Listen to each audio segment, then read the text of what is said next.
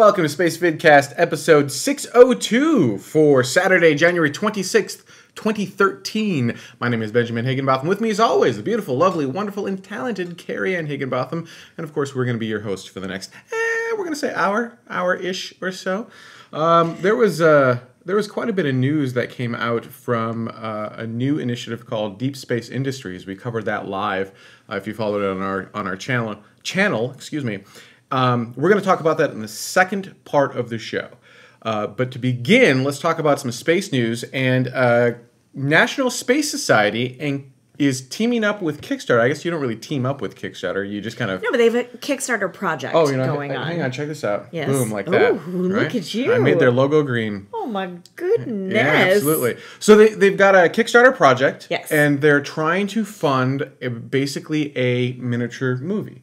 How would you describe mini movie? Yeah. Well, like a 10-minute. You know what? Hang on. We've got a video. They'll describe kind of what they're looking to do, and we'll be right. Check this out. When we achieve our Kickstarter goal, we will be able to produce a 15 to 20-minute tour de force that quickly and convincingly lays out the case for why space is vitally important to our future. We will show you the new reality that is being created, not just in some far distant fantasy, but right now, right here, by real people just like you, who have heard the call and are diligently working to make us a spacefaring and not just a space visiting race. You'll see specific examples of how space can offer solutions to some of our biggest and most daunting problems right here on Earth, such as resource and population pressures, dwindling energy supplies, and protection of the environment. We'll cover some of the opportunities for amazing scientific advances and new ways of producing things which can only be achieved in the vacuum and microgravity of space. We'll take a look at space tourism and how it, along with other scientific and business ventures, will evolve into permanent settlements in Earth orbit, on the Moon, Mars, and beyond. We'll even take a look at how space development would affect the economy here on Earth, how investments in space development are merited when compared to other worthy causes, and how these will affect the way in which we view our world, and even ourselves. With enough support, we will even have the resources to produce a full, feature-length presentation, which we can then use to reach an even broader audience. We're counting on you to help us make it happen. And in return, we're offering some really great and unique incentives in our rewards section. The greatest reward that we want to give you and everyone else who watches our videos is an inspiring vision of the near future, a future in which the limited becomes the limitless, the finite becomes the infinite. And your opportunities are bounded only by your imagination and determination. We hope that you will help support our efforts in bringing this vision to life. If we exceed our initial funding goal, we've got a lot more planned. We'll begin by producing additional videos that look at specific topics in more detail than we can give them in our initial video. Check out our stretch goals section for more info on these and many other exciting things we'll do if we receive enough support. Now, our efforts in space are currently at a crossroads. What we're creating here will be a great tool in helping to explain why space is so important to our future. We hope you'll join us as a backer of this project and get your friends involved as well. Together, we will bring this inspiring vision to life. So that was pretty... I mean, it's worth pointing out, because we cut the beginning part of the video out, that particular video was made by NSS volunteers. And Yes. the video that they're looking to make will actually have award-winning, really huge names behind it. Professionals Like making the high-end, videos. scary, awesome kind of vision Not of like the future. people like us Right. making the videos. Who just kind of do this. Just want to be clear. Absolutely. So we thought that was a really cool program. They, at the time of this live show, they're about a third of the way there. Mm-hmm. They're around 10,000 of the, or 12,000 of the 35,000 that they're looking to pick up. Which is awesome because they just started this project That's correct. earlier this week. Yep. Yep. So it's only been open for a few amazing. days, and they're already a third of the way there. We'd love to see them not only get to that first goal, but then have those extra stretch goals and see Absolutely. exactly what they're able to produce. Because when you get a really awe-inspiring video about space, it can get people excited, and that's why we're here. And we would love. We don't care if we do it or someone else does it, as long as people are inspired about space.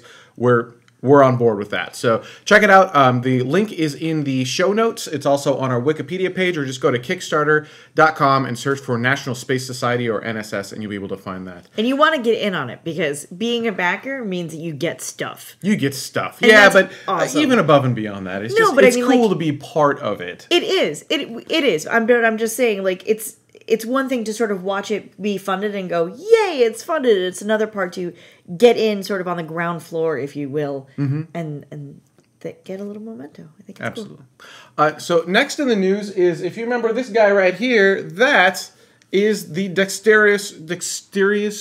Oh, I can't say it. That's Dextre. That's the new robot. One of the new robots. They've got like tons of robots on the International Space Station right now, and that is one of them. And the reason this is cool is because Dextre is working on refueling satellites. So it actually has a dummy satellite, a dummy payload up at the International Space Station, and it was working to actually kind of repair it and make it go. I'm not sure how else to describe that. Take that for a moment. I just lost all my control. Well, and the other thing is that it's not just, the dummy satellite is the one that got refueled in space, and that's a really awesome thing.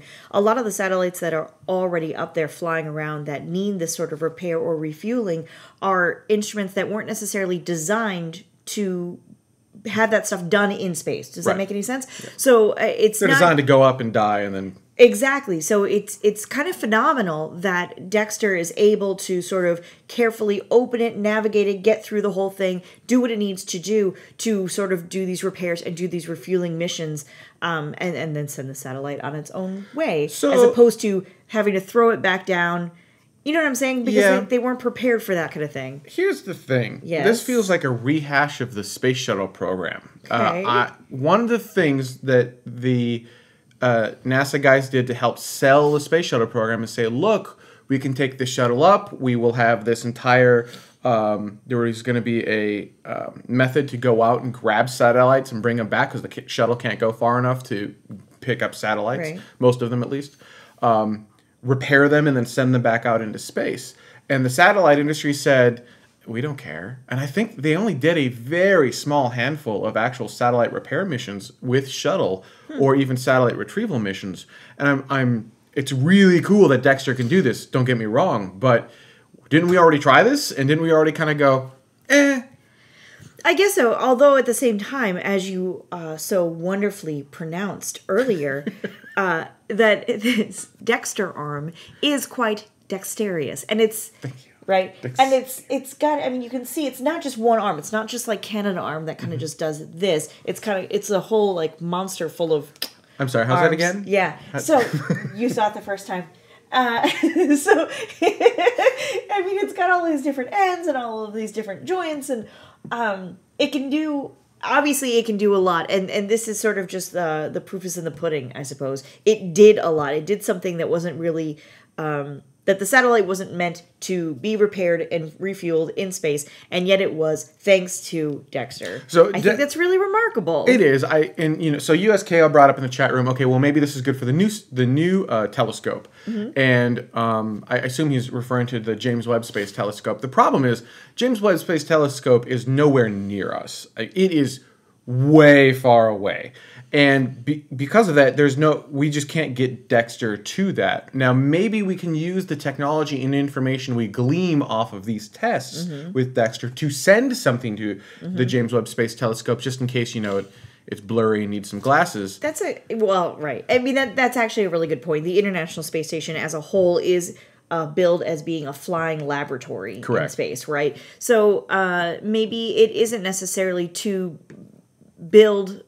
what am I trying to say? That Dextre isn't there to just say, hey, we can do this and this is something we can offer now, however much we want to charge, et cetera, et cetera. But yeah, maybe it was more like the ultimate test of satellite in space, make this go, do the thing, throw it back out. Look, it can be done. I don't know. Anyway, it was done. It's awesome. It's cool that they did it. I'm just saying I don't get it, but that doesn't mean that it's not awesome. It just means that I'm trying to find an application for it. Maybe there is one. I don't know. You know, when astronauts need someone to tie their shoe. Something like that. Russia. Well, for this particular story is actually for USKO because he's such a huge proponent of going back to the moon. This is. You can't even say that with a straight I can't face. say that with a straight Hilarious. face. Russia is looking to send a probe to the moon, and it's getting set for a 2015 launch. And they're actually looking to do quite a bit. This is Roscosmos. This is an unmanned spacecraft going to the moon in 2015, and they're actually trying to establish a robotic base on the surface of the moon. This is kind of, think of this as the first step in doing that. And actually, this is I just went off the picture. Now I'm turning my back to you, but this is kind of an artist rendition of what that robotic moon base would look like, and it is kind of cool. Heldesk says, yes, but which moon? Our moon. Earth's moon. Moon. Our moon. Don't be silly. Our nearest neighbor. That's what they're looking to... They're send this out in 2015. This is kind of the pre-mission before they actually go out, start doing some lunar or robotic missions on the moon. And the neat thing about that is you could then take back a lot more from the moon than we've ever been able to get before. And people have talked about helium-3. Okay, sure, you could get it, but I mean... we can't really use it right now, but okay. Well, yeah, okay. So helium-3, we could analyze the water. We could use it kind of as a stepping stone for exploring the rest of the universe, not just Mars, but a lot of other stuff. What you didn't say explicitly is not just that we're going to have rovers on, well, we as humanity. Roscosmos wants to have rovers on the lunar surface that are collecting some of the lunar regolith, and then eventually bringing it back to Earth for us to look at, for Roscosmos to look at, analyze, etc., etc. So it's not just getting kind of like we've sent rovers to Mars to look at stuff or whatever. This is also a retrieval mission eventually to get something back here on Earth. You didn't say that out loud, and I want to make sure that was said. So we're going to go through this one pretty quickly. This is, as was pointed out before the show by our wonderful chat room, is a slightly older story. Only a couple weeks old, but basically Orion has some structural cracks. For those who don't know, Orion is the next generation spacecraft that NASA and, I believe it's Boeing is working on. I forgot who's working on what. It's Boeing or Lockheed. Well, it's one of the two. I can't remember who worked on which Orion, because they both had an Orion program at one time. Anyhow, the point is there's actually a crack in the structure. It's not going to set the mission back really at all, so far as they can tell. It's really not all that newsworthy, other than to note that, yeah, there are some structural issues with Orion right now. They can fix it, but when you fix a crack in a structure like that, you add weight to it. And so while they can do a little bit of that, there's a point where you won't be able to do that anymore. Yeah. So long as this is all they have to fix, we're still on track to do some test launches, 2015, 2017 kind of time frame. If that starts to get worse and they see more of these, they haven't said this, but I would see the timeline starting to slip at that point. I think that would be going back to the drawing board at that point. No.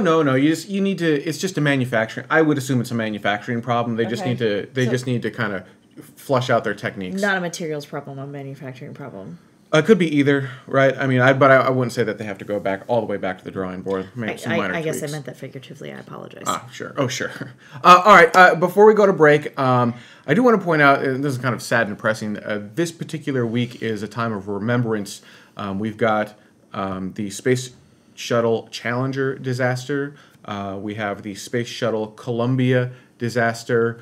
If I remember right, I think Apollo 1 was around here as well. This is just it just so happens, for whatever reason, right around in this week. The end of January is just not a good time for space stuff. Yeah, it is what it is. So it's also the 10th anniversary of the Columbia disaster. So that's even harder. A lot of people, not just astronauts and everyone brave enough to step aboard a vehicle with a controlled explosion behind it. Not just the astronauts, but a lot of people have given their life for the exploration of the cosmos and expanding humanity's horizon.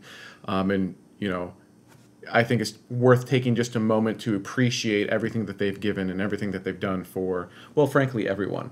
And whether it's U.S., Russia, whomever, it doesn't matter. We're all in this together.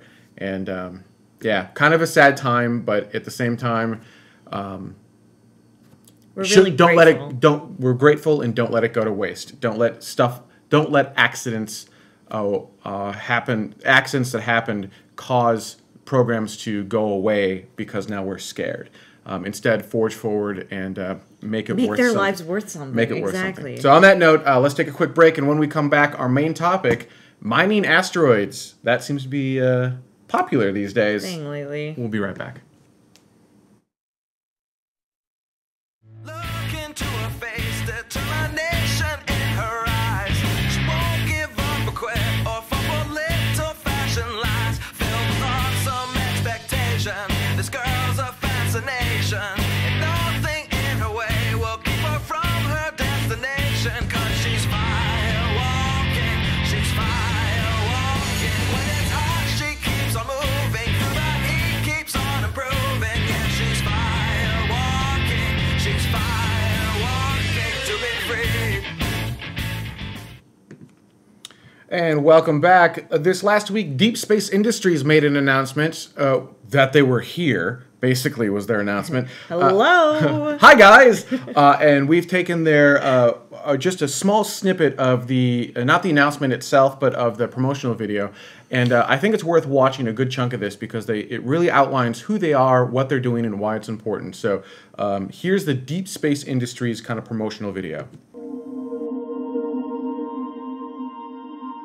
What will tomorrow look like? Our world is at its limits, and yet we all want more. And why not? Why shouldn't the future be brighter than today? But where will it come from? Simple. Our tiny planet sits in a vast sea of resources, including millions of asteroids bathed in the sun's free energy 24 hours a day. The same rocks that could fall from our skies also contain everything we could ever need, both out there and down here. It's time someone seized the opportunity. Deep Space Industries. Deep Space is a new kind of company with a new kind of plan. We don't build rockets, we don't do astronomy. We are explorers and harvesters, makers and suppliers. As they say, timing is everything, and for space, right now is that time.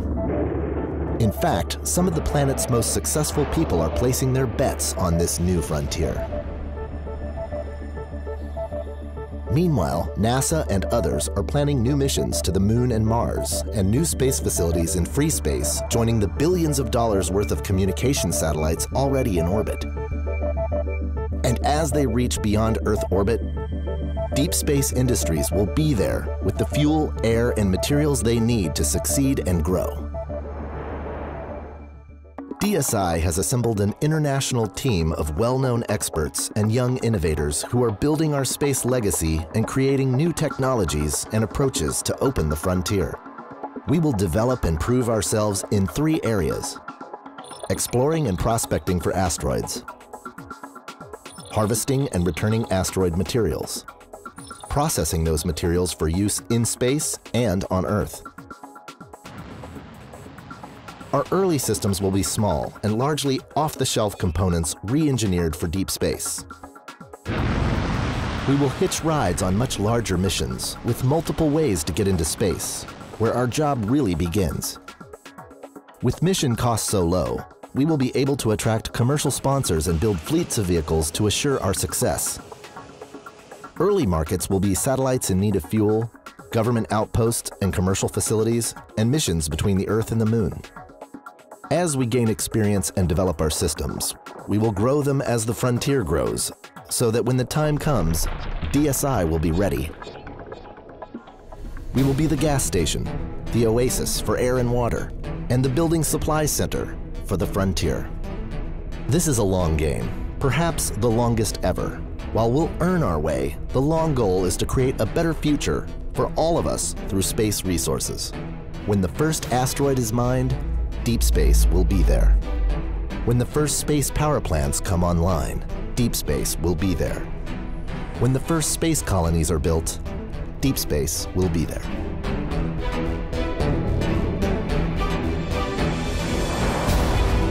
We can have it all. We can have an amazing future.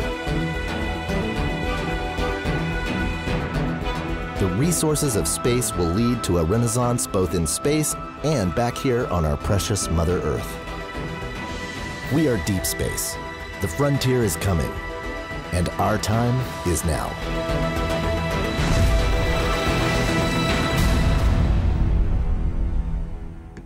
So it was interesting to watch the chat room while we were airing the video. Yeah. I don't want to say it's split, but I think there's a lot of with DSI. There was actually a really good comment, which is, if you want to... saying DSI does not give the same feeling of focus and competence that I get from Planetary Resources. Now, we have an update from Planetary Resources we're going to air in a moment, but I think the key difference here, so Planetary Resources and Deep Space right now are focused on many of the same things, which is why there's that comparison. The difference is Planetary Resources, when they made their announcement, they had hardware, they had been flying stuff, they had things for you to touch and feel, and they were basically like, "Yeah, we were really in stealth mode, but we're profitable, and here's a bunch of stuff you can look at and play with, and this is going to space soon."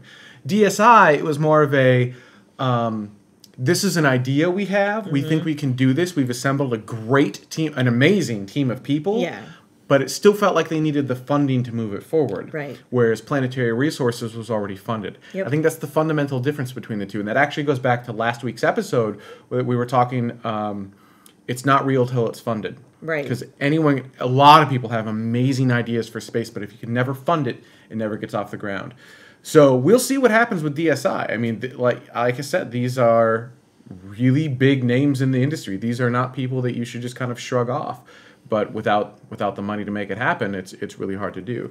But we talked about Planetary Resources and kind of an update there. So check this out. This is their January 2013 update, and we're only going to show the first 2 minutes of this. It's like a 6 or 7 minute you video. You can go over to Planetary Resources and watch the whole thing. They give you a tour of their labs. But cool. Check out where they're at.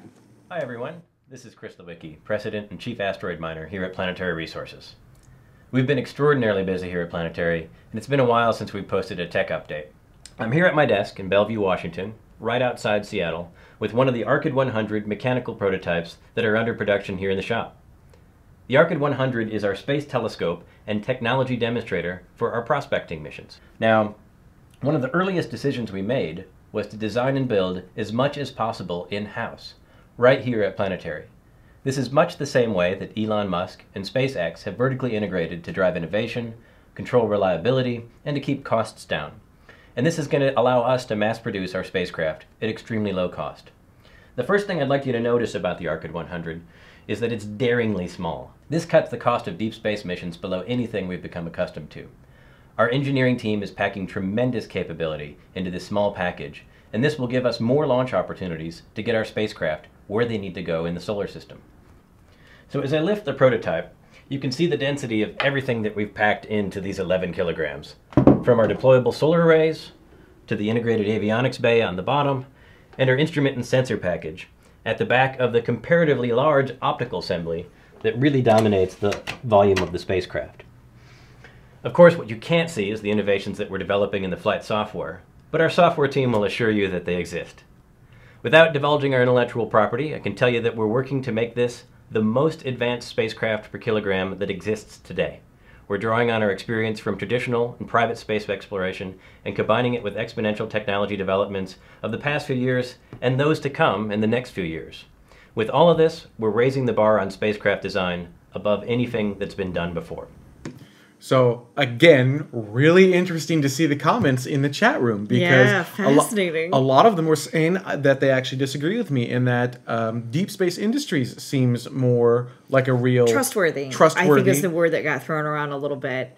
Yeah, you want to just sum some of those up for us? Yeah, really interesting. Yeah, it does seem to be 50-50, though. It feels like it kind of is going back and forth and back and forth. Some people saying, no, I kind of feel like Deep Space Industries feels a little bit more trustworthy. It's not exactly clear as to why, per se, if it's just maybe the presentation, maybe it's the people who were involved, maybe it's names that I've heard of before, or, versus names I haven't heard of before. Also, some of the names that are associated with Planetary Resources aren't necessarily space names. You see what I'm saying? That's not necessarily a bad thing, though. Sometimes you need right. to break out of the space industry to absolutely. get a new fusion. I mean, Elon Musk wasn't really a space guy before. He kind of got into it.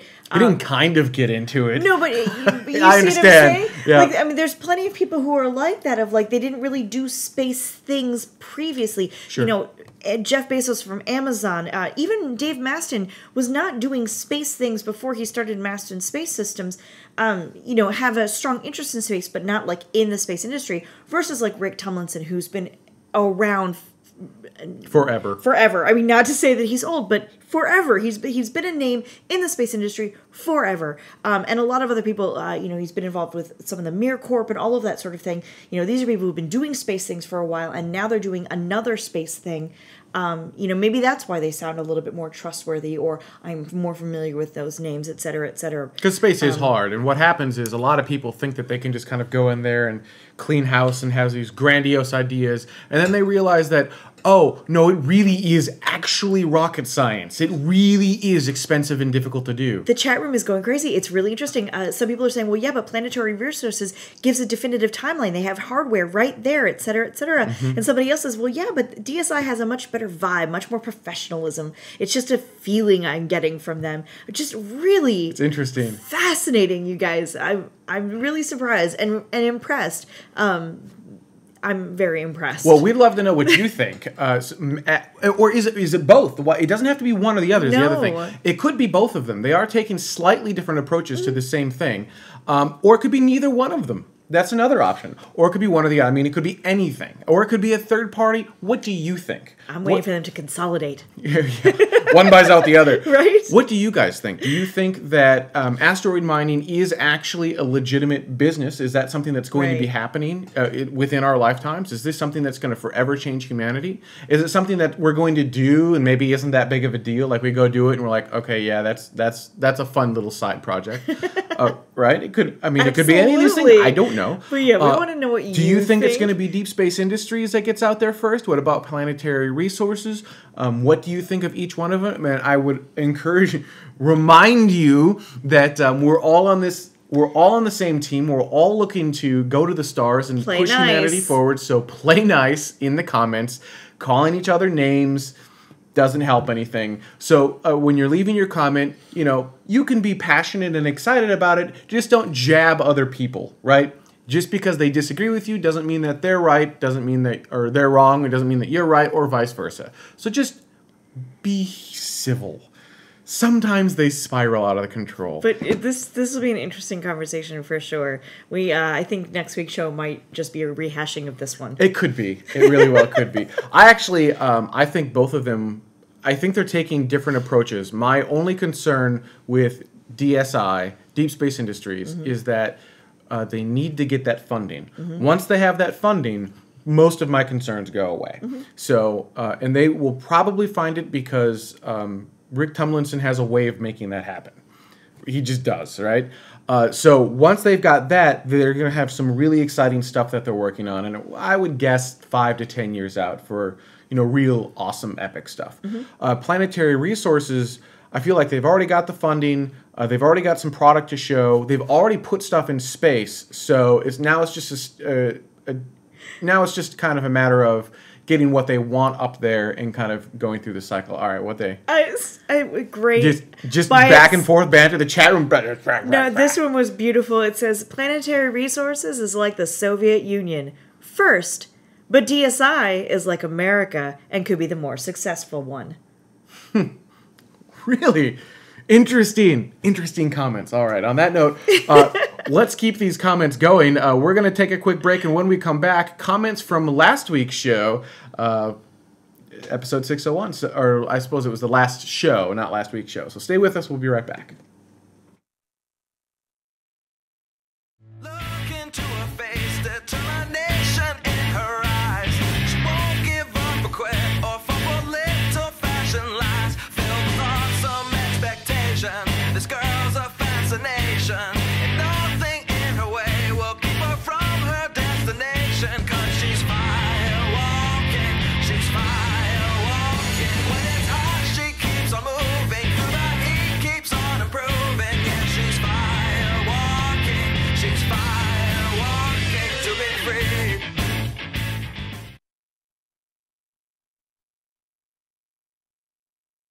And a microphone. Oh, and a microphone. Yeah. Yay! That happened. Okay. Technology loves me today.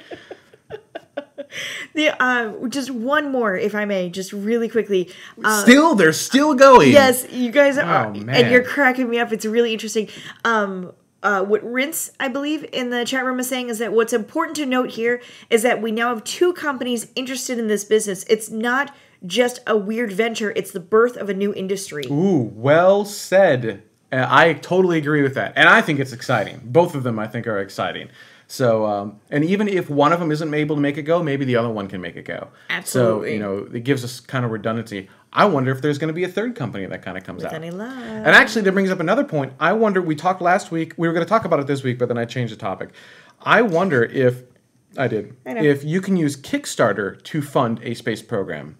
We talked about last week, can you use advertising dollars to fund a space program? But my question is, could you just start a Kickstarter or Indiegogo campaign, get enough money to get your project off the ground, so to speak, and actually start an entire space program using nothing but crowd-funded stuff? A lot of people talk about NASA's budget and how it's too small.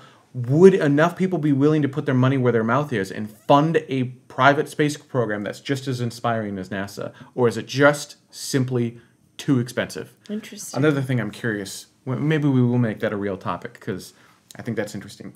But comments from last week's show, Bill, actually, was it Bill that made that other comment? No. I don't think so, but keep going.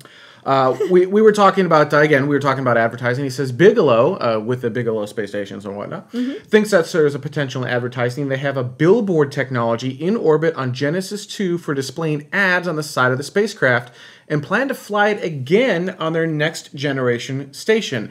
And actually, that is kind of cool, right? Because wouldn't it be awesome to have like a Spacevidcast logo up with a shot of the Earth in the background? Totally. Yeah, you can do some pretty cool things with that. So they're You know what also would be really cool, or another cool way to do that, is Photoshop. yeah, there's something different about not fun. Well played, by the way. I'm just saying. But there's something different about having it up there for realsies. Yes. Actually, there's something even more different, more different. Yeah, differenter. Differenter about just having like your card, like a thing that actually flies in space that's uniquely yours. Yes. That you can also get back is Yes. the key. Yes. Right? So you got that thing that flew in space, you took a picture of it with space in the background, and then you get it back. Yep. There's something awesome about that Photoshop just does not provide. This is very true, but I'm just saying. Jim says, great new set, thank you. And your logo is awesome, thank you again. I'd like to own a t-shirt with that on it to complement my SpaceX track jacket. Where can I buy one? The correct answer is you cannot. At least not today. And the reason I brought that question up is because I think it's a good idea.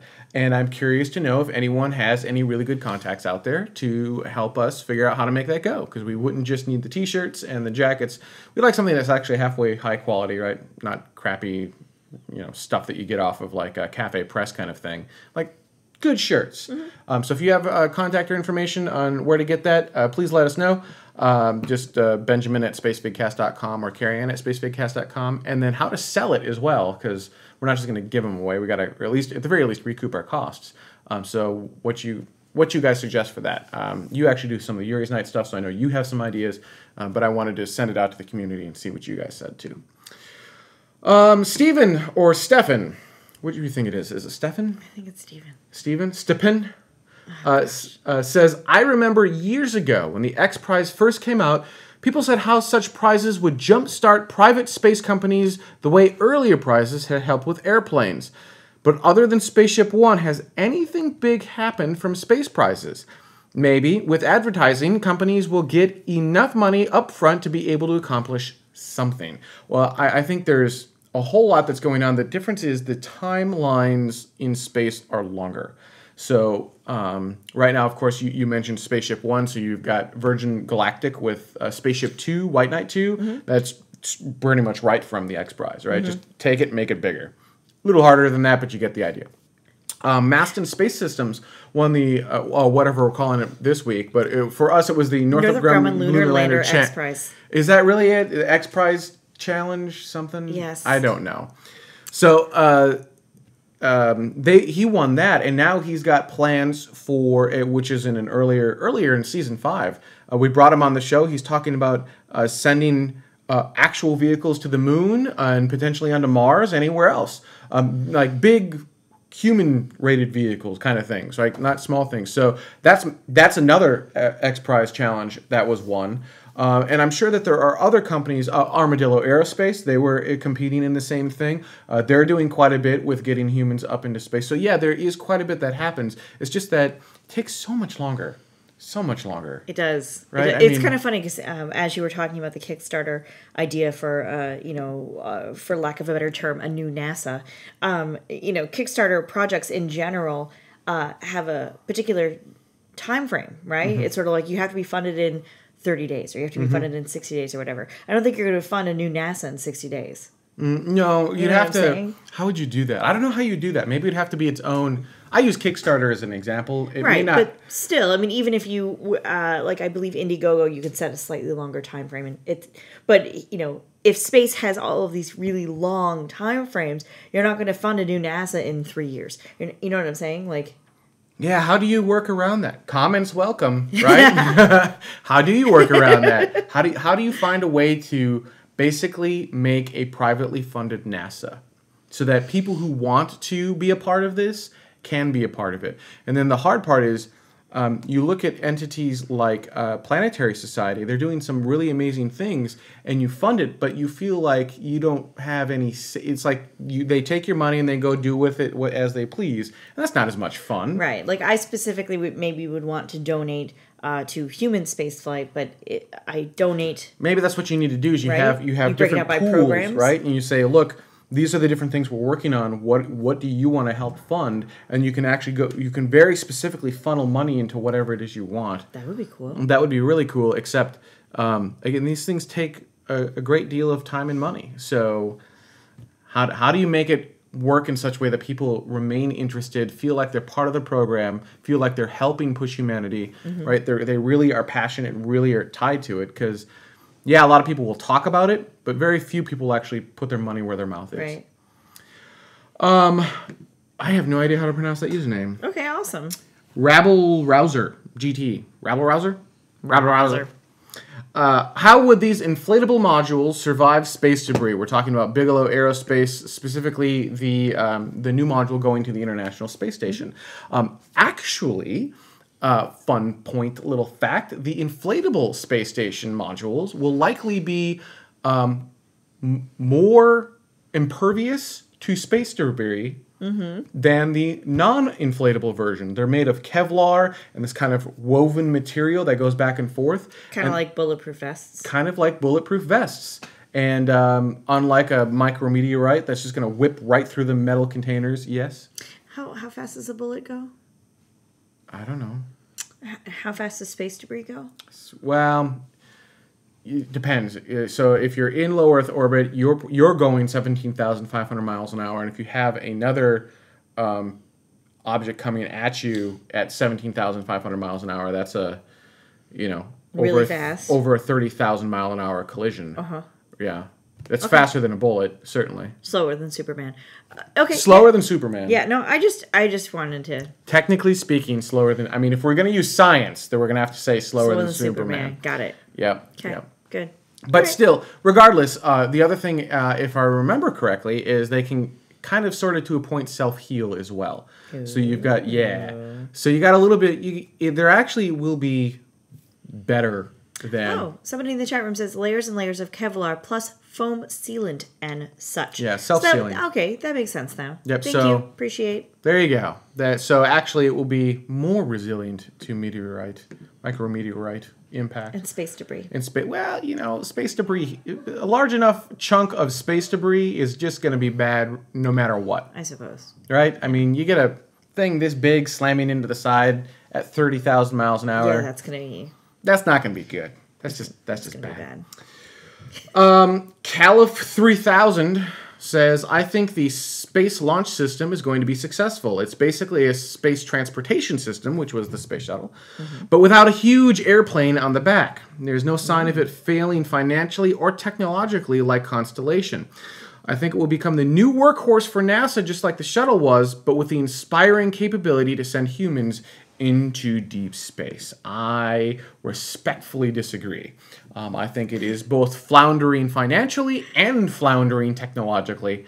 I don't see either one of those being wildly successful, and I know that NASA really wants it. I'm sorry, senators really want it to go, but NASA has said more than once, we can't afford this. In fact, they have testified saying, we can't afford this, we shouldn't build this, this is a bad idea. And then the engineers that I know working on it are like, I don't understand why we have to do it this way. This is not how you build a rocket. So, yeah, from an engineering standpoint, from a financial standpoint, and I think it's going to go the way of constellation. Those are technical, once again, science-y technical terms. I'm not even sure that's a bad thing. When you look up in the dictionary for the definition of you see SLS. You see SLS, exactly. I'm not trying to be anti-SLS. I'm just, I am concerned that it will be Apollo again or Constellation again. In the Apollo stance, it's flags and footprints, and then we never go back. We need something sustainable, something where we go out to space and we kind of stretch our space legs and we keep going. We don't recoil back for 40, 50 years. We continue to explore the stars. And a big mammoth rocket designed to keep people employed is not how you do that. It is not the future of this country, and it is not the future of human spaceflight, in my opinion. My personal opinion, nothing else. I reserve the right to be wrong, too. I hope I'm wrong in the regard that it is affordable, we can go out there, and we can do amazing things with it. Mm-hmm. But I don't think we're going to get to that point. In my humble opinion, it will be canceled before it is ever built. It'll be another Ares 1X kind of thing, where they get it a good chunk of the way there, and then we're going to have another commission go in and say, yeah, we can't afford this. And NASA's going to go, we told you that! And then they're going to cancel the whole thing. That's what I think will happen. Any final comments before we go? Well, we were going to talk about that thing, but I guess that'll be after dark. Right? Yeah, you want to start? Should we just give them a teaser? Well, I mean, I feel we kind of ran out of time for the most part, but I was really excited. So I know a lot of people were kind of against the idea of bringing some sci-fi into the show. But I kind of don't care. So, my area of expertise and my area to shine usually is pop culture in general, and I'm sure a lot of people have heard that J.J. Abrams has been confirmed as one of the new directors for the new Star Wars trilogy coming out. But he also directs Star Trek. Yes. And I'm not sure I'm okay with this. All right, so why don't we do this? Let's close the show. Why don't we do this? Let's close the show, yes, and let's come back talking about Star Wars and Star Trek in After Dark. Okay. Because J.J. Abrams now runs all of them, yes, and that's a little scary to me. So thank you everyone so much for watching. If you're watching live, stay tuned. After Dark is up next. If you are not watching live and on demand, you can get access to After Dark by going to spacevidcast.com/epic. Epic is our program that helps fund the show and get us cool technology that allows us to do things like cover the deep space industry's announcement live. It takes hardware in little boxes and bandwidth to make that all happen. So you can sign up for as little as $8.33 per month, or that's if you buy it a year in advance, or $10 per month, just month after month. You can cancel anytime. And it's awesome. So in addition to helping us produce the show and make stuff go, we give you something in return. We give you gigs and gigs and gigs and gigs of extra content, including the Spacevidcast After Dark show, as well as exclusive interviews, different production stuff, extra content, and an ad-free experience. So I'd like to thank everyone so much for watching, and we'll see you in 1 week.